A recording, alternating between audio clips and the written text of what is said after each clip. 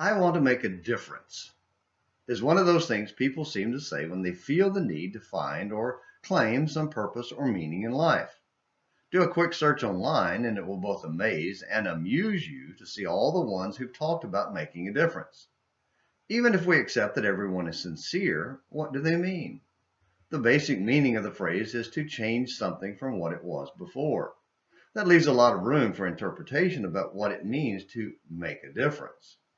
To be fair, it's likely that most people mean to make a difference in a positive way that benefits others, though they're usually not very specific. Perhaps it's one of those phrases we would all do better to just ignore and leave out of our conversations.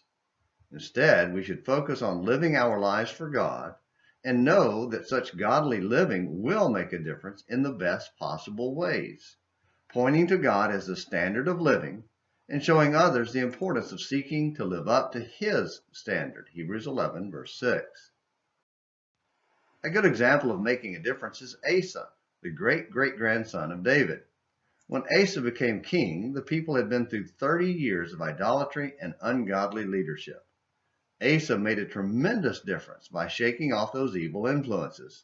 But more importantly, he went far beyond just shaking off bad influences. He replaced them with good ones by defining God as the standard of living and then demonstrated how to seek Him. Because Asa sought God and encouraged the people to seek Him, they were rescued by God when attacked by an overwhelming army, 2 Chronicles 14. An army twice the size of Judah's came up to attack. But instead of calling for human allies, Asa called on God as the only real God to bring them victory. And He did. When they were making their triumphant return to Jerusalem, God sent a prophet to commend their obedient trust and urge them on to greater faith. The prophet ended with these words, "But you, be strong and do not lose courage, for there is great reward for your work." Asa and Judah listened and obeyed and made a difference. 2 Chronicles 15. God calls on you and me to make a difference in the world around us today. But that difference isn't through political or social pressure and power.